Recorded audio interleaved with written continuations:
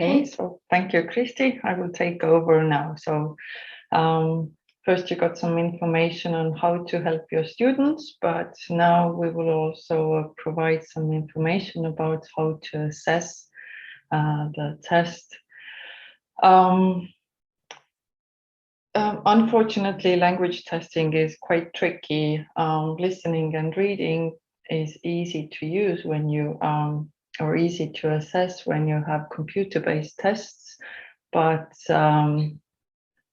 speaking and writing is not that easy, and you just need to use marking scales because we don't have AI here yet. Who knows, maybe in the future, but right now we still need the help of our teachers.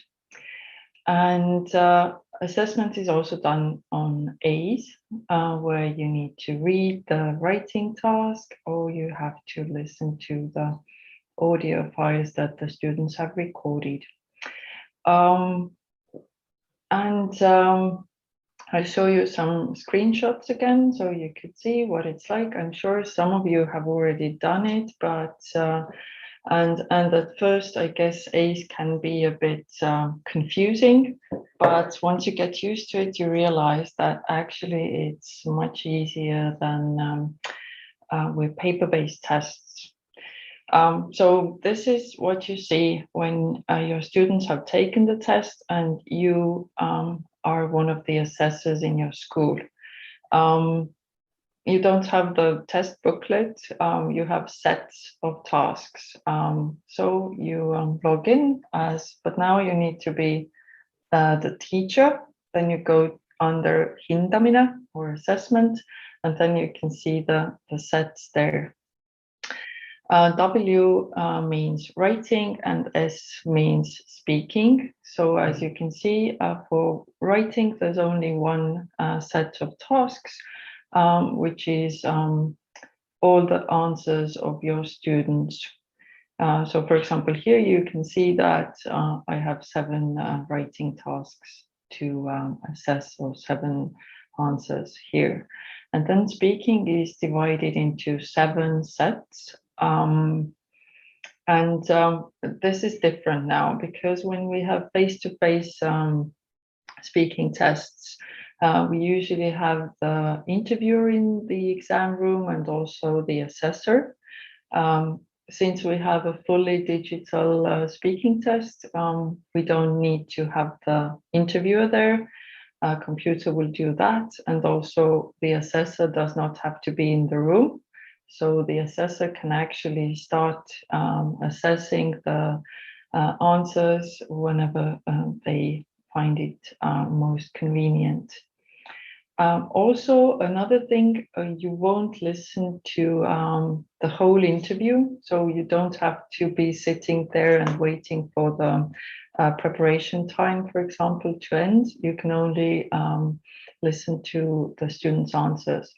And the answers to the same tasks by different students are put in one set. So we'll look at sets 2.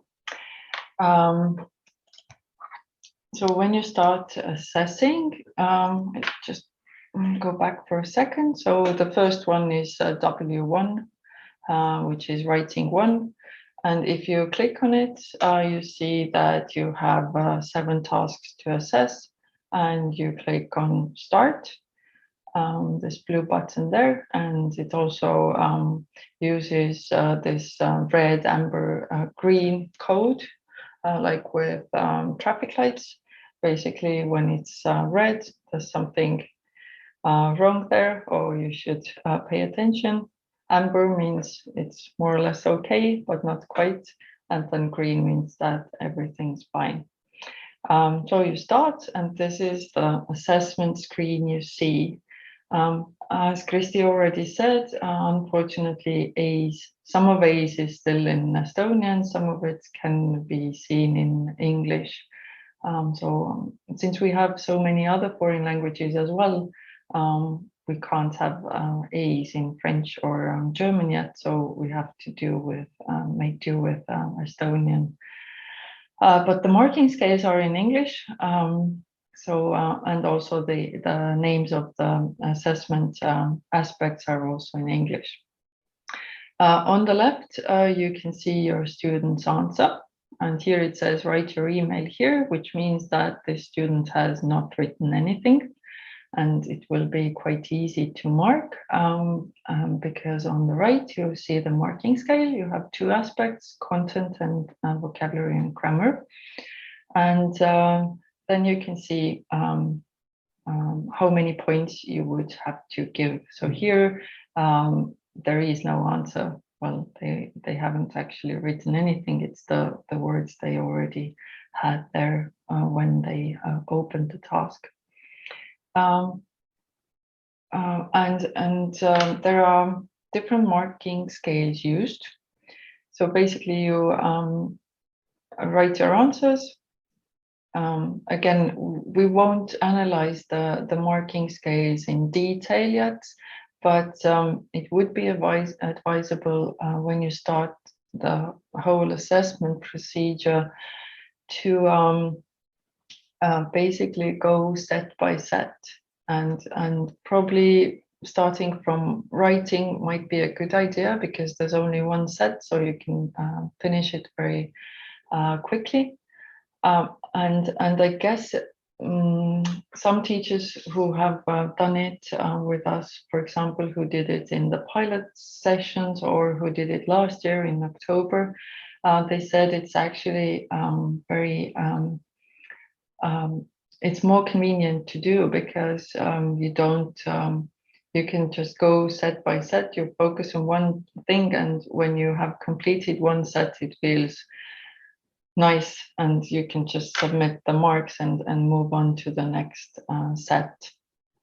But yeah, before every set, have a look at the marking scale first, and then as you go, it will become easier and easier. Then again, you can see red here, so it means you haven't marked your papers or the answers. Then read aloud. This is the marking scale here. Okay, it's not here. The marking scale. So read aloud task, as Christy said, is all about pronunciation and stress and pausing. The marking scales are, we cannot have a lot of text there because then it would make the whole process more complicated. But usually you have maximum 3 levels, or 4 if you include 0 points as well. And it should go fairly easy. So in case of the read aloud task, you only focus on their pronunciation and separately on their stress and pausing. So this is why it's very important that they actually have sentences and that they use their pausing and stressing abilities. Then you can also have very simple marking scales, for example, for set 2, where the students have to answer questions about the text. It's basically plus and minus. So content, they either answer the question correctly or not, and grammar, whether it's grammatically correct or not. In case of this set, maybe you remember they had to answer 3 questions. So you have to make sure you listen to all the 3 questions given by one student. It can be a bit confusing, but we will definitely share the instructions. So make sure you assess. There, it's basically you have to click on next answer, not next student. Okay, and again, the view you can see as an assessor. On the left, you can see the audio file. So you'll have to listen to the audio, you fill in the gaps where you give points, and the answer is correct, incorrect, and so on. Those teachers who did marking last year probably remember that we had one extra level there. When you had technical problems, then you had to mark it. Now there's a box, you can tick it when there's a technical issue. For example, you can hear that the student is saying something, but it's not possible to understand because of the quality, or maybe their internet connection was not that good. So it's very hard to understand. And then you can just tick the box that it says technical problems, and then A's will be able to distinguish between technical problems and the student not being able to answer because their language skills are not that good. Then answering questions, we have content and vocabulary and grammar. Again, it's fairly simple, the marking scale here. And of course, since we have A2 students, they often make mistakes, and minor slips are allowed. So if they make one or two really minor slips in those tasks where they talk about, for example, their best friend for about 40 seconds or 20 seconds, then it's okay to make some minor mistakes as well. Sentence correction, again, a very easy marking scale, again, plus or minus basically. And then picture description. So satisfactory and extended. So they have to speak for 45 seconds, I think. So if they manage to speak and answer all the questions there and talk about it, so that you are kind of impressed and they've managed to cover everything, then this is extended. And if you feel like they should have said more, or they haven't covered some of the topics or questions, then it's satisfactory. And if it's very short, the answer, then it's 0, unfortunately. Okay. And asking questions. So they had to ask 2 questions. Again, it should be fairly easy content-wise. Does not say anything, or asks 1 or 2 questions, and then you focus on their grammar as well. If everything's fine, then you can give 2 points. If there are some problems, then 1 point, and if they don't say anything, it's 0. Voice message, here the marking scale is quite similar to the picture description one. But here you need to focus on whether they've included all the information. And in A's, you can also see what the student could see. So on the right, where the marking scale is, there was lahendaja vaade, which is when you click on it, you can see what the student saw at the time of taking the test. So you can see the picture or the table with all the information. And again, it should be fairly easy. And okay, so if you've submitted all your points, you need to confirm everything. So if it's yellow or amber, it means you haven't completed the whole process. So there's one more thing to do, and it means you need to confirm or submit your points. So kinnitatud is the keyword here. And how to do it? You basically, you have to do it again set by set, unfortunately. So you pick the set. For example, here I have the writing. Then you tick the box in front of tasemetöö code, and then you'll have all those boxes ticked, and then you click on hindamisest, and then it means that you've completed the whole set, and we will get all the points that you have inserted. And then everything turns green, and it means that you have done everything and it's all fine. And now I think this year also you might receive some emails from A's. So A's is automatic. You will get the emails when your school has decided that you will be one of the assessors, and you will also receive emails when there are problems with the whole assessment procedure.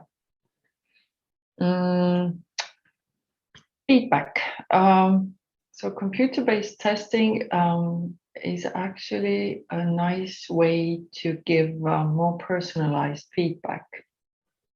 So it won't just be reading 70%, writing 1%, and listening whatever 50. We can actually analyze their answers a bit more, and we can analyze the sub-skills under, for example, reading. So whether they can understand everyday notices or signs, whether they can get the main idea when they read a short text, or whether they can understand simple details in a text that is on a familiar topic. So here again, we use the same code. So yellow, blue, yeah, green, yellow, and blue.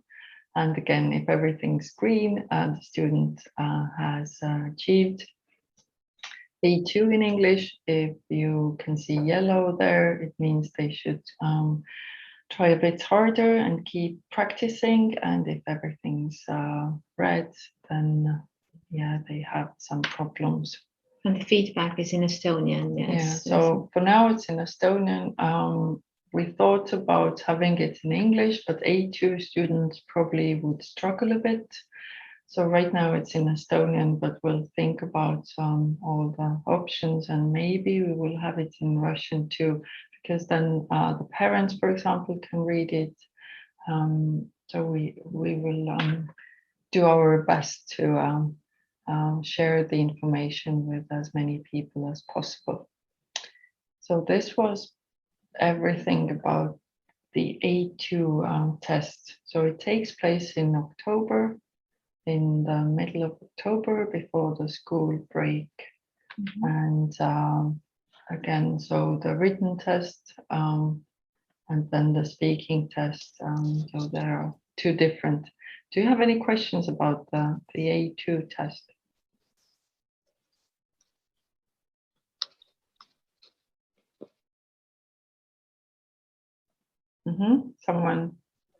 Someone has raised their hand, but we cannot hear. Hello. Hi. Okay. First of all, thank you very much for your in-detailed presentation. I've got one question. How many sample tests are available to practice in ACE? Only one with this ID 7795 or any other? So this is basically the speaking test. Right now we have it there available, but hopefully we'll manage to have a practice test for the written components as well. So we'll try to have it there on maybe in the middle of September, hopefully, so that you can just practice. But the thing with practice tests is that they won't get any feedback. It's just to see how it works, like technically, which buttons to click and so on. So right now we have one sample test, a B1 test, but I guess it's not suitable for year 7 students. So we'll try to have a practice test probably in the middle of September. So you would have some time to just practice a bit. Thank you very much. I see another hand, Laura. Hi, can you hear me? Yes. Yeah, thank you. I had a question about register. So how formal or informal can the students be? And is that somehow important at this level? Actually, it's not important. So at A2, they don't need to know about style and register. And usually they have to send letters to their friends. So it's quite informal. So it's yeah, it doesn't matter at this level. It's not important. Okay, and just another question. It's I saw that some tasks had time limits. So if it's 60 seconds, but the students have managed to speak very fast, then and all the information is there, then it can be even 30 seconds, and there's no problem, if I understood correctly. Yeah, so if yeah, because well, students are quite different. So some speak Yes. really fast, I know, but I guess they should. It would be good to just let them practice, and even the ones who can say everything in 30 seconds, maybe they could make it even longer because obviously they are able to. But yeah, so if they've covered everything and you as a teacher are super pleased with their answer, then it's fine. Okay, thank you. Mhm. Mhm. Okay, no more questions at this point about A2.